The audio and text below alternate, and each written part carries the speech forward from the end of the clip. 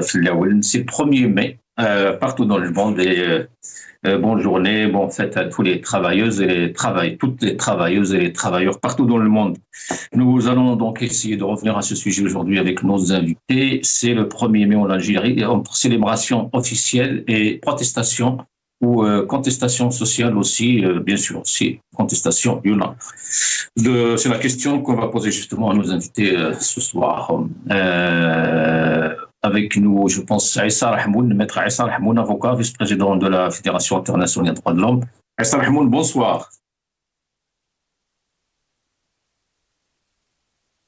Est-ce que maître Aïssa Rahmoun est avec nous? Non. Boualem Ziani, syndicaliste depuis Béjaïa. Boualem Ziani, bonsoir. Bonsoir, merci pour l'invitation. Salutations à tout le monde. Voilà, à l'occasion du 1er mai, bien sûr, pour nous, on ne dit pas qu'il y a bonne fête aux travailleurs parce que c'est pas une fête, c'est un combat. Ça veut dire c'est des acquis qu'on arrache. C'est pour ça qu'on est un peu, ça veut dire on fait un peu dans la lutte quotidienne du travail, du salaire, des conditions de travail. Voilà, le 1er mai, c'est une journée qu'on rappelle un peu le parcours qu'on a eu et qu'ont les anciens, les militants à l'échelle internationale pour avoir des acquis, soit les droits démocratiques et sociaux, soit les droits au travail, le droit à l'expression, le droit au syndicat, le droit à 8 heures de travail, au congé payé, etc., etc. Ça veut dire tout ça, nous essayons de se rappeler de ce mouvement historique qui a un peu arraché quelques miettes aux capitalistes, aux gens qui ont de l'argent, soit des privés ou bien des appareils, ce qu'on appelle l'État patron. Voilà, c'est des luttes quotidiennes qui existent. Merci pour l'invitation. Merci, Boualem Ziani. Pour le rappel, c'est la journée internationale des luttes ouvrières. Vous avez raison. On dit toujours quand même bonne fête, même pour la journée de la femme, la journée du chat, la journée de l'arbre, etc. Avec nous aussi, Rachid Hassani, secrétaire national au sein du RCD, chargé de la communication. Hassani, bonsoir. Bonsoir Hassine, bonsoir à tes invités, bonsoir à tous les téléspectateurs de Magharibiya. Et de mon côté, au mon nom et au nom de mon parti, le RCD, je souhaite effectivement bonne fête aux travailleurs. Si vous savez, effectivement, c'est la journée internationale du travail. Donc, c'est en même temps une fête pour célébrer les acquis, pour enregistrer tous les acquis des travailleurs, les acquis sociaux, organisations syndicales et autres. Et effectivement, c'est une halte sur le plan du combat et des espaces qui restent à conquérir pour les travailleurs, notamment dans les pays de dictature comme le nôtre, un pays où beaucoup des acquis des travailleurs sont aujourd'hui menacés et remis en cause par le fait de lois liberticides et par le fait d'une répression du pouvoir en Algérie. Voilà, donc malgré tout, je souhaite bonne fête à tous les travailleurs algériens et tous les travailleurs du monde et à vous aussi en tant que journalistes et travailleurs, bien entendu. Merci Rachid Hassani. Nous allons commencer par visualiser ces deux infos et je reviens.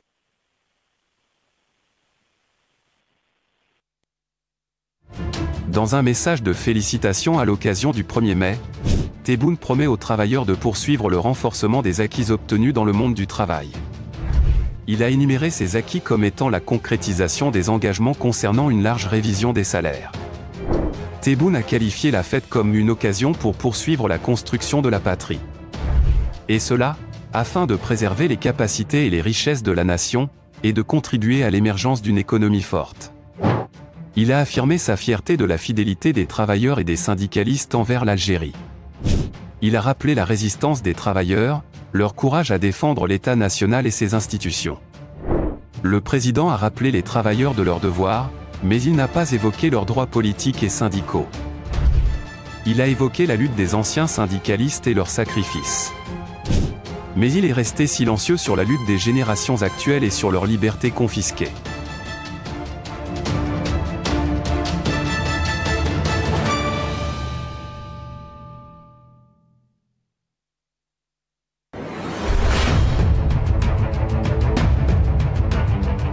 Tebboune continue de mettre en avant ses acquis sociaux, sans tenir compte de la détérioration des conditions de vie des classes moyennes et vulnérables. Une fête du travail sans dialogue social, pas de liberté syndicale, pas de droit de grève, seulement la consolidation des acquis. Ce que les travailleurs reçoivent en augmentation de salaire est aussitôt absorbé par la hausse continue des prix. Le président a omis de mentionner les libertés syndicales, la participation politique, le droit de grève et la liberté d'opinion et d'expression. Le message confirme que le président Tebboune poursuit sa politique de refus de tout dialogue social. Il refuse toute participation des syndicats à la politique économique, en dehors d'un simple rôle de soutien et d'approbation.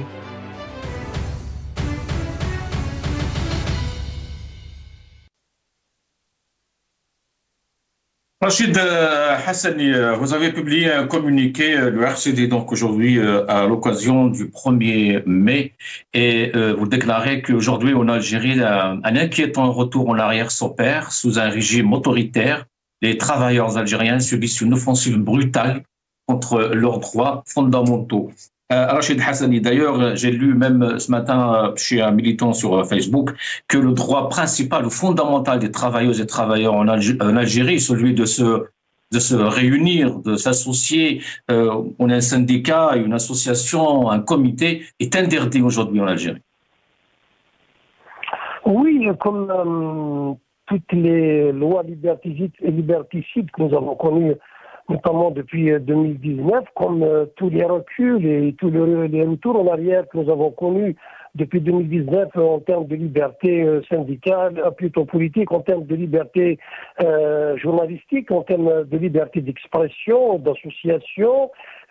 Aussi, les libertés syndicales sont dangereusement remises en cause à travers une nouvelle loi qui limite dangereusement la liberté justement de se syndiquer, la liberté donc de demander ses droits carrément pour les syndicats, donc des lois draconiennes, des lois pratiquement qui interdisent presque à la limite de l'interdiction de l'existence des syndicats.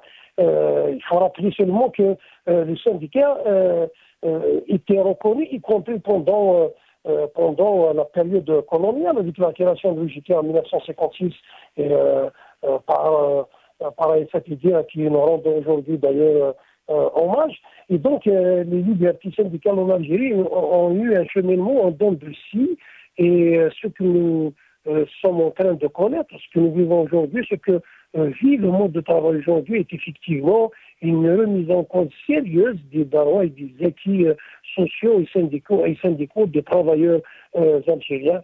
En tant que RCD, nous n'avons jamais cessé d'alerter, de dénoncer, de condamner ces lois liberticides. Nous avons toujours appelé le pouvoir à revoir sa copie, à permettre d'abord les libertés politiques, la liberté d'expression et journalistique. Nous avons aussi toujours été du côté des travailleurs, et nous avons aussi alerté sur le danger justement de toutes ces lois qui régissent, qui notamment sont censés régir donc le syndicalisme en Algérie, donc l'activisme syndical, mais qui en fait et en arrière-pensée sont des lois qui viennent remettre en cause le droit des travailleurs algériens à revendiquer leurs droits et à remettre en cause les décisions du gouvernement. Voilà le danger aujourd'hui.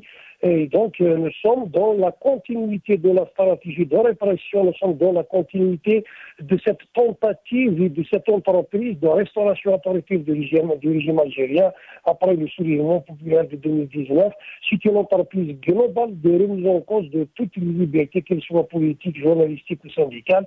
Et c'est ce que nous dénonçons en tant que RCD, c'est ce que nous déplorons, et nous appelons de nos voeux au retour de la sérénité, au retour du dialogue à tous les niveaux, qu'ils soient politiques, dans le monde de la presse et aussi dans le monde du travail, pour permettre aux travailleurs de revendiquer, de permettre d'abord ce dialogue dans les corporations, dans les usines, les entreprises, pour permettre aux travailleurs justement de négocier leur salaire, de négocier leur conditions de travail, bien sûr, avec les entrepreneurs, avec l'État, avec les employeurs, pour permettre aux travailleurs justement d'avoir des salaires décents, d'avoir des conditions de travail décentes à l'instar de tous les travailleurs du monde. Mais il ne faut pas se leurrer, il ne faut pas avoir l'illusion.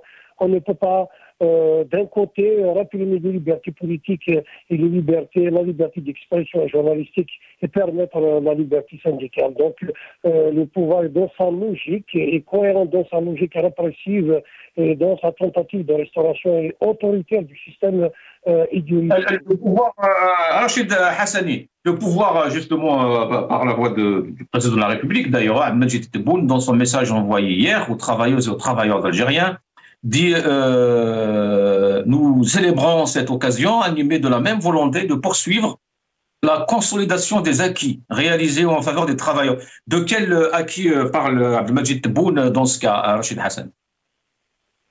Comme les acquis que nous avons eus sur le plan politique, comme les acquis que les journalistes ont eus avec Tebboune. Et donc, ils sont en train de promettre ça. C'est des paroles, c'est des vœux pieux, c'est des promesses qui ne sont pas tenues, qui n'ont pas de lendemain. Les choses sur le terrain, la réalité est tout autre. La réalité est faite aujourd'hui de répression, faite d'interdiction, de toute tentative de grève, de toute tentative de revendiquer ce droit. Nous sommes carrément dans un retour aux années du parti unique et aux années de Brest, aux années où les travailleurs algériens n'avaient pas le droit de revendiquer. Je vais juste raconter une anecdote qui va un peu donner l'image de ce que nous vivons aujourd'hui, d'abord de ce que fait le pouvoir, de ce que font et disent ceux qui sont censés défendre les travailleurs, et je pense notamment au syndicat GTA, au syndicat Maison, justement l'année passée à l'occasion du 1er mai, donc à la Maison du Peuple, le premier responsable de l'UGTA avait dit que le chef de l'exécutif, le chef de l'État, était allé plus loin dans la satisfaction des revendications des travailleurs. Il est allé bien loin que ce que pouvaient demander les syndicats et les travailleurs. Vous comprenez pas bien que c'était un discours qui fait dans le louange du système, du pouvoir, du chef de l'État, de l'exécutif, et que ce monsieur, ce responsable syndical, n'était plus dans son rôle de défendre les travailleurs, mais était dans le rôle justement d'être un appendice, d'être une organisation satellitaire de l'exécutif pour avaliser toutes les décisions de l'exécutif. Donc voilà, les promesses du pouvoir et du chef de l'État seront certainement comme toutes les autres, des promesses de l'État. C'est vrai que par-ci par-là, on prend des décisions d'augmentation salariale, on prend des fois des décisions de revoir le salaire minimum garanti, on prend des fois la décision de limiter un petit peu le prix de certains produits, mais ça reste très largement insuffisant par rapport à ce que demandent les Algériens, par rapport à ce que doivent être les salaires et les conditions de travail des Algériens. Aujourd'hui, nous avons besoin d'une refonte globale, d'abord sur le plan politique, et j'en ai parlé plusieurs fois, et d'une refonte sur le plan social et sur le plan du travail. Il n'y a pas mille et sans chemin pour revaloriser les salaires, pour permettre au travail de travailler. Il faut relancer l'investissement, il faut relancer l'économie, il faut créer de la richesse. On ne peut pas distribuer une richesse qu'on n'a pas créée, il faut la créer. Il faut cesser avec une économie rentière, il faut cesser avec une économie mono-exportatrice de produits, il faut créer, revoir notre climat des affaires, notre climat des investissements. Pour le revoir, il faudrait qu'il y ait confiance entre les gouvernés et les créateurs de richesses et d'emplois. Et pour qu'il y ait cette confiance, il faudrait revenir à la légitimité populaire. Donc il faut reconsulter le peuple, il faudrait acquérir la légitimité populaire à travers les élections et la politique, donc à travers la permission au peuple de s'exprimer, aux partis politiques de s'exprimer. Et une fois nous avons ça, nous allons nous atteler justement à bâtir cette Algérie, à bâtir une économie créatrice de richesse pour pouvoir la redistribuer aux travailleurs et pour permettre aux travailleurs justement de vivre décemment. Merci Rachid Hassani, cadre RCD, vous étiez avec nous depuis Alger. Yatik Saha. Aïssa Rahmouni est avec nous, avocat, défenseur des droits de l'homme. Bonsoir Aïssa. Bonsoir Hussein, bonsoir aux invités, merci pour l'invitation. Merhaba. Merci Yatik Saha. Ziani, de quelle avancée parle Abdelmajid Tebboune dans son message envoyé hier aux travailleurs? Tout le monde sait qu'aujourd'hui en Algérie, des syndicalistes sont en prison, des syndicalistes sont poursuivis en justice, il y a de l'harcèlement justement, il y a énormément de restrictions en matière de liberté syndicale en Algérie. Exact, ça veut dire ce qu'ils attendent un peu les travailleurs actuellement en Algérie. C'est pas un discours, c'est la lettre qu'on attend, hein, parce que on dit les mêmes choses chaque année, des promesses, etc. Mais actuellement, voilà, nous attendons donc tout d'abord au 1er mai, notamment la libération, la levée de toutes les poursuites judiciaires des syndicalistes, notamment ceux du CLAPES ou ceux du CLA-Oran, qui ont été passés avant-hier devant les tribunaux. Un peu ouvrir le débat sur les deux textes de loi sur les libertés syndicales, notamment le 2302 et le 2308, associer un peu les syndicats dans la rédaction des statuts, je veux dire les deux règlements qui régissent un peu l'activité syndicale et le droit de grève.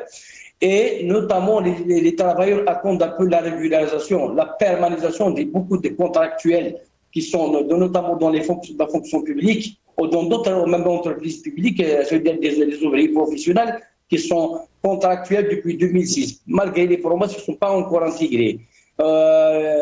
Encore, ils attendent un peu la couche la plus défavorisée au niveau des fonctions publiques, c'est les corps communs. Les corps communs attendent, ça veut dire les corps communs, c'est des fonctionnaires qui travaillent dans l'administration, à l'éducation, à la santé, dans toute la fonction publique, il y a des corps communs. Ils attendent un peu la valorisation de leur salaire ou bien et leur statut qui va définir un peu la relation avec le secteur qui est le travail. L'attente était grande par rapport à ceux qui ont été intégrés à temps partiel au niveau des administrations encore. Ça veut dire ils attendent le 1er mai pour avoir leur intégration parce que nous avons beaucoup de fonctionnaires, beaucoup de jeunes Algériens qui ont travaillé pendant des années dans le système esclavagiste ANEM, la DAS, etc.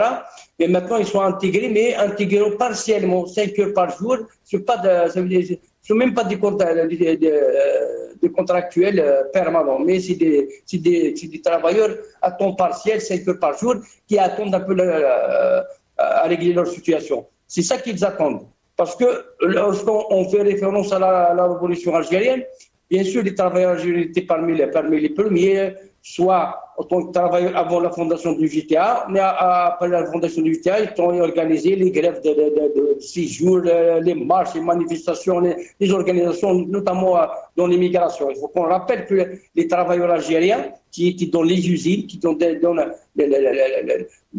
des usines ou bien des mines, etc., ils ont joué un très grand rôle pour sensibiliser, pour faire pression sur le colonialisme français, pour la libération de l'Algérie. C'est un combat qu'on n'oublie pas. Il doit continuer maintenant vis-à-vis des oppressions d'aujourd'hui. Parce que l'autoritarisme d'aujourd'hui, la centralisation des décisions au niveau central, ça fait mal. Lorsqu'on écoute un peu le discours, même le discours de certains syndicalistes, en disant on va défendre le pays. Le pays défend dans le cadre démocratique. Ça veut dire chaque institution doit remplir ses tâches. Il doit remplir ses tâches. Ce n'est pas aux travailleurs syndicalistes de remplir les tâches de défendre des institutions défaillantes. Au contraire, notamment les syndicats aujourd'hui en Algérie, il y a une loi qui vous interdit même de faire grève en Algérie. Bien sûr, pour faire grève, on a parlé déjà de plusieurs émissions dans le sens où on explique comment le 2302 et le 2308. Comment réussir à s'organiser? Impossible de s'organiser dans le cadre de la loi, ça veut dire. Et malgré ça, nous avons vu maintenant que ce n'est pas avec des lois qu'on arrête les grèves. On a fait les grèves depuis, par exemple, l'éducation nationale, depuis la promulgation du statut particulier des militaires, tous les corps de l'éducation sont mis en grève. Même actuellement, il y a un corps qui s'appelle l'intendance, ils sont à plus de 115 jours de grève et de boycott des activités de travail administratif. Je veux dire, les deux textes de la loi élaborés d'une manière autoritaire, unilatérale de la part du pouvoir avec leurs experts, ils n'ont pas pu arrêter le mouvement du grève. Les rassemblements, ils n'ont pas pu arrêter les rassemblements. Maintenant, je parle d'éducation, mais même dans d'autres secteurs, il y a des mouvements de grève. Même à Garzville, il y a un mouvement de grève, etc. Même, on a eu des informations qu'il y a beaucoup de grèves, même au niveau des administrations, etc.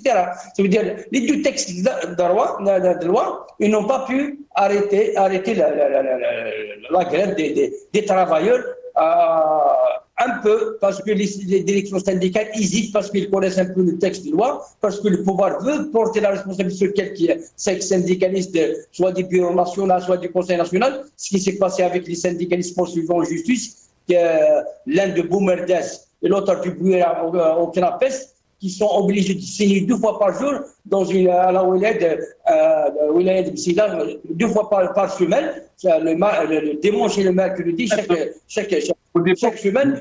Les autres poursuivants juste avant, ça fait mal, ça fait peur encore aux syndicalistes qui sont là à être des leaders de syndicats parce que sinon ils sont identifiés, ils sont responsables, etc. Tout ça pèse beaucoup plus sur les syndicats. Et dommage que le 1er mai, on a tenté un peu de faire le forcing, de débattre entre les syndicats, notamment les syndicats pour organiser une activité aujourd'hui. Un rassemblement petit, mais c'est pas possible vu la pression, c'est les directions syndicales et plus il n'y a pas d'espace d'expression. Et dommage que nous ne sommes pas, ça veut dire comme tout le monde à l'échelle internationale qui ont porté les drapeaux de Palestine, les drapeaux des peuples opprimés, comme en France ou dans d'autres pays, pour rappeler un peu le combat, c'est la solidarité internationale entre les travailleurs, la lutte des travailleurs elle est mondiale vis-à-vis de l'impérialisme. Maintenant, c'est des impérialistes, il y a beaucoup d'impérialistes qui sont là à regarder comment bafouer, comment coloniser, comment prendre des terrains, etc., des espaces, etc. Tout ça fait que on ne peut pas avoir un peuple, un front uni, un front national uni sans la liberté, toutes les libertés, notamment les libertés de s'organiser en syndicat, en association, autonome du pouvoir et indépendant de tout, autonome et indépendant du pouvoir et du pouvoir de l'argent. C'est ça qu'on renforce un peu le fonctionnement d'institutions parce que les institutions, ils ont besoin d'un contre-pouvoir qui est les syndicats, qui est l'opposition défaillance. Alors, à ce point, juste après, Brahim Ziani, restez avec nous. Aïssa Rahmoun, justement, M. Ziani parlait des libertés, la liberté surtout de s'organiser en syndicat, en organisation pour demander ses droits. Le travailleur a le droit normalement. Mais il n'y a pas tout ça aujourd'hui en Algérie, Aïssa Rahmoun. Même, j'ai l'impression que l'Algérie est l'un des rares pays aujourd'hui là où la capitale n'a pas connu ni une parade, ni une marche, ni une manifestation, ni un défilé, rien. Oui, Hussein, effectivement, mais cela participe à un schéma global. Je pense que les pistes et les grilles d'analyse qui vont dans le sens aujourd'hui, qui est un événement important pour le monde ouvrier et le monde travailleur à l'échelle internationale, régionale, sous-régionale, mais aussi nationale, est un événement important. Force est de constater, j'ai retenu des 2 interventions de Hassan et M. Ziani à la fois, des pistes de réflexion assez intéressantes, voire constructives. Après, aujourd'hui, c'est quoi un syndicat en fin de compte? C'est quoi une association, une organisation des droits humains, une organisation de corporatistes comme les barreaux, le conseil des médecins, etc. Ça, c'est ce qu'on appelle la société civile. Dans un État qui se respecte. Il y a un État, donc un parti politique, un pouvoir politique qui accède au pouvoir. Et les pouvoirs politiques, on peut les déterminer à plusieurs manières. Entre royauté, république, régime multipolaire ou unipolaire ou bipolaire, ça dépend de chaque État. Le plus important dans cette configuration, c'est que dans des États de droit, des États démocratiques ou des États démocratiques entre guillemets, il y a ce contre-pouvoir. Le contre-pouvoir, c'est quoi en fin de compte? C'est qui en fin de compte? Et là, on revient à l'esprit de l'UJTA et sa lettre et son esprit à l'occasion de sa création. Le contre-pouvoir, c'est les partis d'opposition, c'est la société civile. Et quand on dit la société civile, c'est ce que je viens de citer, en étant toute cette dynamique sociale qui sont là en face des décisions scélérates, des décisions arbitraires qui vont à l'encontre des avocats, des médecins, des travailleurs, des fonctionnaires, des agriculteurs, des étudiants, des femmes, etc., etc., etc. Très bien. Le Hirak de 2019, et là c'est une station très importante, où on a vu s'impliquer beaucoup de... Et je m'arrête là pour rendre hommage pour 3 personnes. Oui. Achour et Ousmane Ardouane Dukla, Rabbi Yarhamhum, et Malawi Rachid du Snapa, Rabbi Yarhamhum, qui étaient aussi dans ce combat syndical pour la création de la confédération, pour unifier les syndicats autonomes. Parce que l'UJTA a trahi son rôle. L'UJTA, comme le FLN, se sont reniés, ont abandonné le combat pour lequel ils étaient créés, à savoir la libération du pays. Après la libération du pays en termes de territoire, en termes de souveraineté, la libération de l'humain. Donc le combat syndical, le combat des droits humains, le combat des corporations, aujourd'hui est un combat humain. Je suis un peu écœuré, par contre, quand on entend des revendications de type corporatiste de l'éducation, ça s'arrête là. De la fonction publique, ça s'arrête là. Des mines, ça s'arrête là. Par contre, essayons à Hussein, M. Ziani, c'est très important. On est devant une phase de l'histoire. Quand on voit aujourd'hui la loi qui a été adoptée, la loi de Tabi al-Amma, la mobilisation générale. Quand j'entends le ministre de la Justice, garde des Sceaux, oui, dans les dispositions de la dite loi, de la loi qui est actuellement, c'est une loi d'exception. C'est-à-dire, l'Algérie, il faut toujours qu'elle soit dans un état d'exception. Et l'état d'exception, ça nous rappelle l'état de siège, oui, les régimes, les lois d'exception, les régimes d'exception, où le droit est banni dans l'expression populaire, dans les dynamiques sociales, dans les transformations sociales. Que la retraite, que aucun corps syndical, aucun corps professionnel ne peut revendiquer la retraite, qu'elle peut être différée, voire prolongée, justement par respect pour cette loi dite de la mobilisation générale. Et que je vois aujourd'hui les syndicats se taisent, n'acceptent pas, plutôt acceptent, et n'acceptent pas le débat, n'acceptent pas la confrontation, en disant oui, dans cette atmosphère, il faut intégrer les contractuels, etc. Là, ça nous révolte autant qu'Algériens, autant que mouvement social. Parce que le syndicat et la Ligue des droits de l'homme, ou les ligues des droits de l'homme, les associations, même si je mets une tête d'air, les petites associations de village, c'est des dynamiques sociales qui ont pour raison la participation dans le débat démocratique. Pourquoi ça ne veut pas changer, justement? Chaque année, on revient, ou on vient ici sur ce plateau, on parle de ce sujet, on fait le même constat, les mêmes problèmes, les mêmes défis, mais ça ne change pas, Aïssa. Il n'y a pas cette ambiance, justement, qui devrait être. Ça ne change pas, Hussein. Permettez-moi de faire ce parallèle. Oui. Au temps de la France coloniale, la France coloniale avait compris quelque chose de très important chez les Algériens. Elle a dicté la chose suivante en disant attention à Jma'at al-Khair. L'UDMA, c'est une minorité. Les oulémas, c'est une minorité. Le PPA, c'est une minorité. Le PPA-MTLD, c'est une minorité. Le PCF, le PCA, le Parti communiste algérien, est une minorité. L'UGTA, c'est une minorité.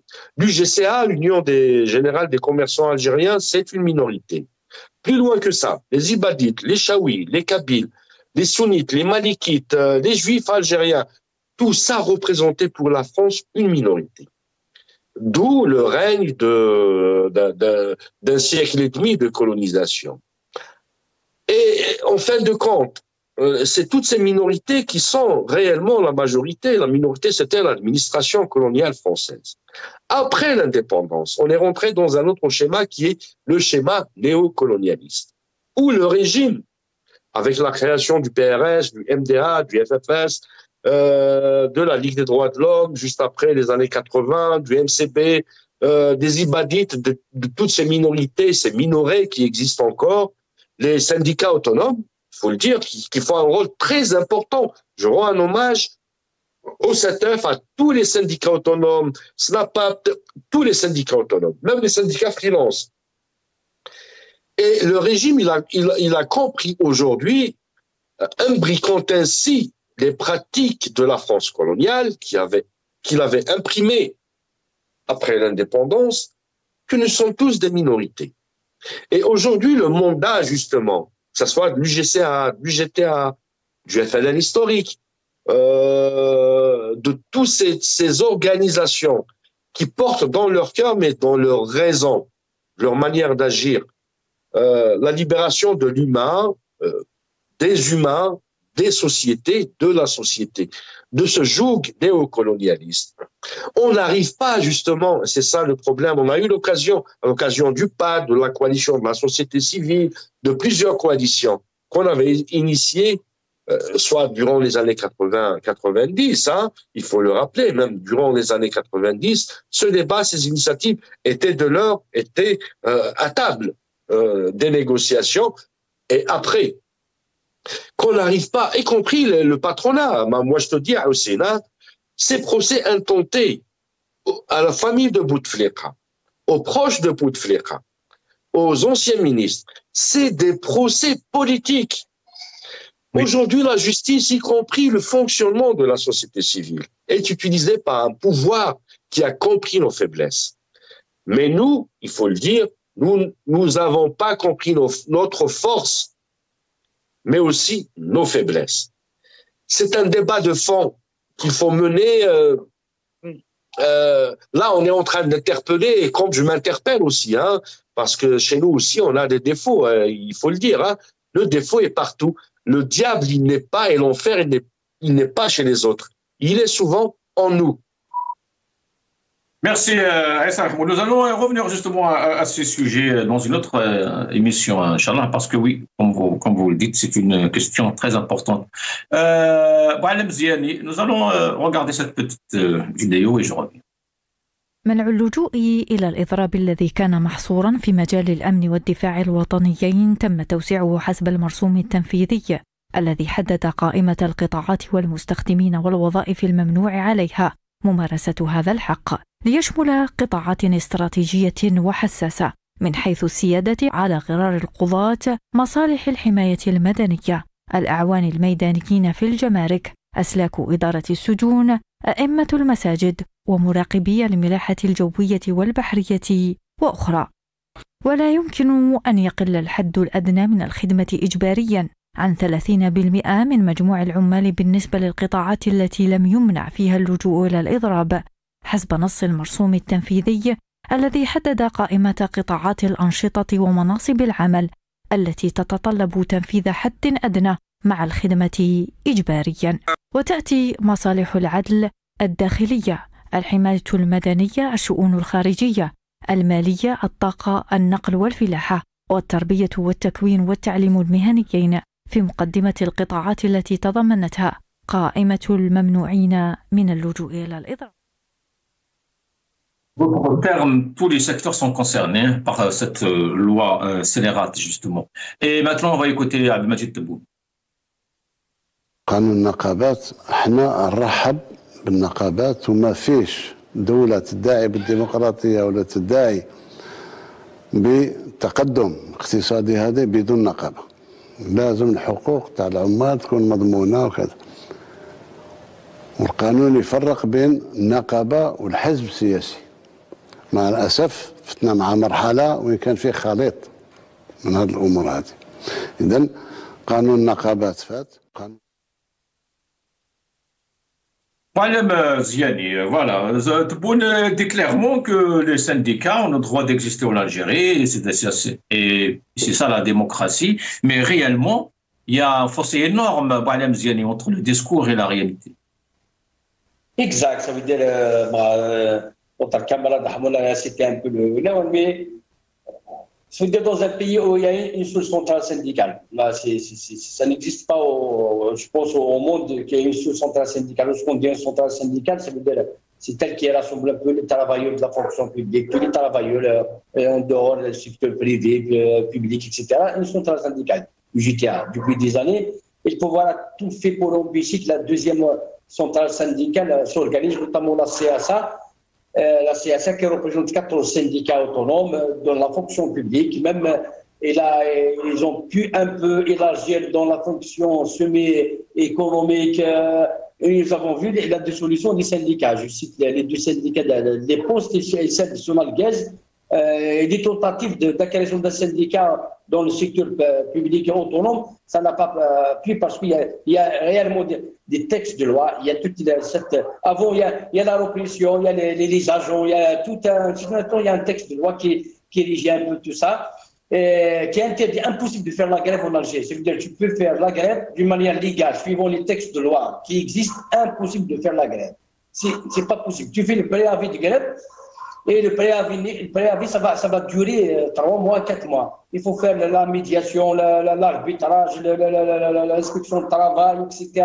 Faire l'Assemblée générale, voter avec huissier de justice, en présentant huissier de justice, plus le directeur ou bien le chef d'entreprise, etc. Ça veut dire pour arriver à réunir les conditions, c'est pas possible de donner les conditions pareilles.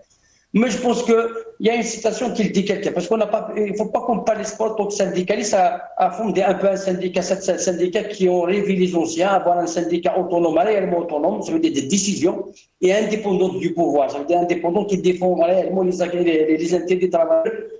D'une manière générale, ce n'est pas des fonctionnaires qui dépassent maintenant. Actuellement, nous avons un problème qu'on essaye de faire toute la campagne pour dépasser un peu le corporatisme. Le corporatisme nous a fait mal. C'est vrai, un certain temps, c'était une réponse à la répression. Dans les années 2000, en commençant par 90, un peu plus, ça veut dire les gens ils sont mis à s'organiser d'une manière corporatiste, chaque corps, parce que c'est facile de l'organiser, etc. Mais maintenant, dans cette situation, le corporatisme a fait mal, ça fait effriter le mouvement ouvrier, ça fait effriter un peu le mouvement syndical, ça crée pas de solidarité, ça a créé beaucoup plus des rivalités entre les corps, ça a créé beaucoup plus de luttes, c'est ce qu'on appelait les luttes horizontales entre nous. Il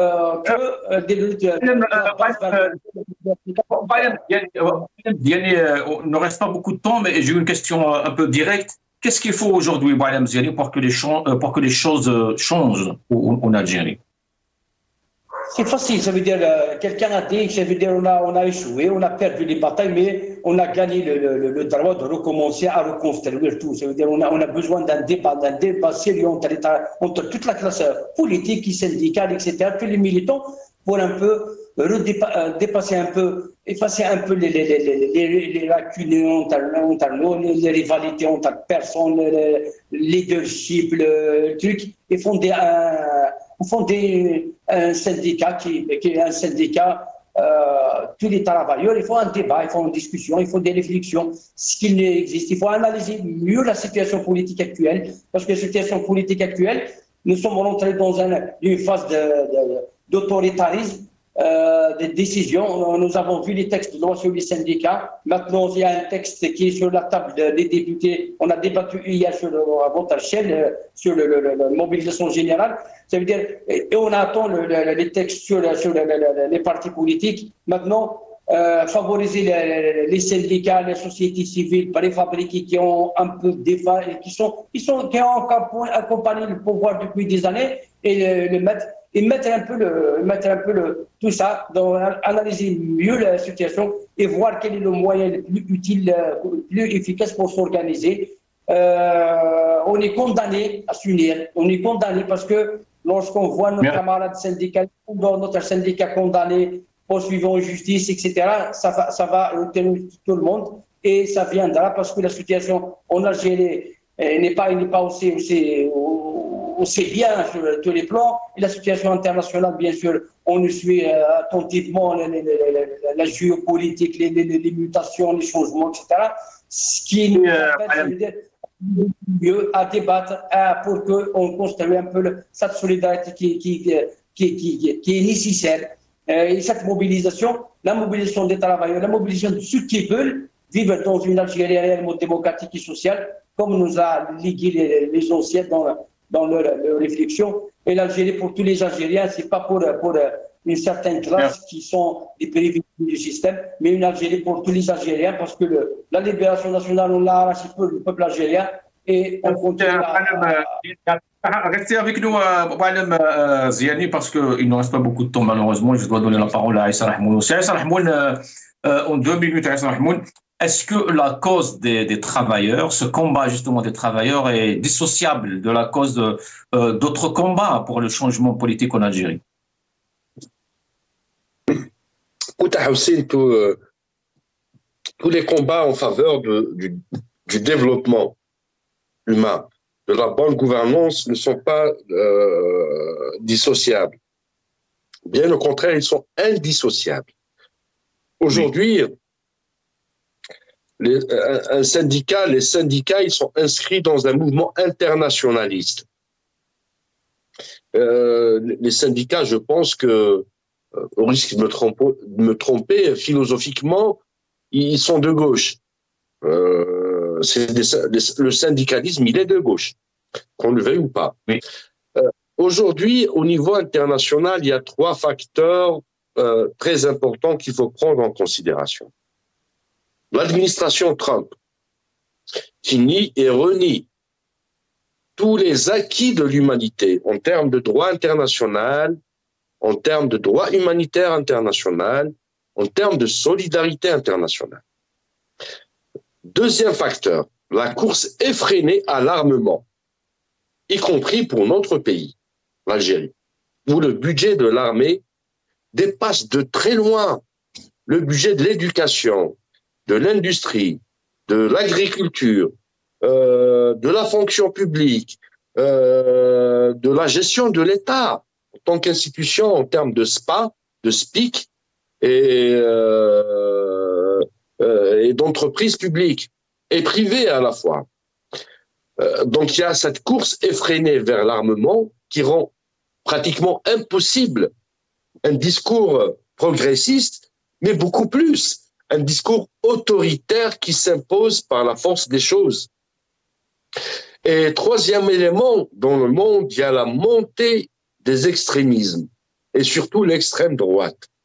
Aujourd'hui, le monde syndical, à travers le monde, à travers la région, la sous-région et à travers l'aspect national, on parle de l'Algérie notamment, on doit mettre dans notre grille de lecture, justement, ces façons d'agir.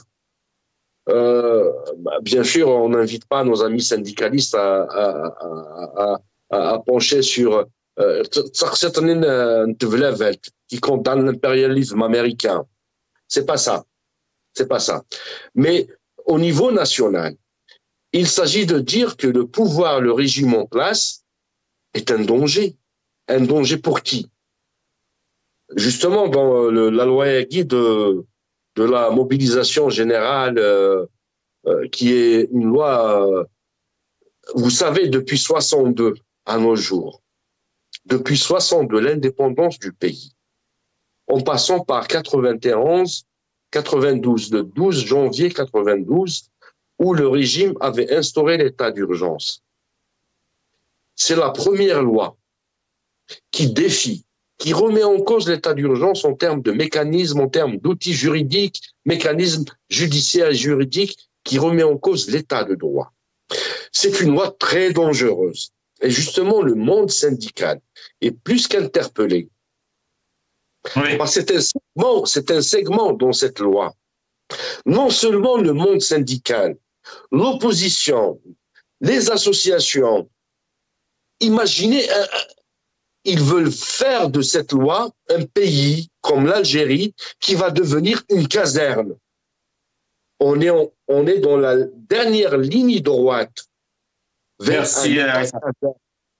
Et le rôle des syndicats, justement, en dehors des contrats, en dehors des primes, en dehors des vacances, en dehors des climatiseurs, en dehors des téléviseurs, en dehors des achats de véhicules par facilité. Je comprends les enseignants, les syndicalistes, mais il s'agit d'un État, de sa souveraineté, de la légitimité populaire. C'est très important. Merci Aïssa Rahmoun, Yatik Saha, merci à Boualem Ziani, merci à Rachid Hassani, merci à vous toutes et à tous. On arrive à la fin de l'émission. Salam alaikum.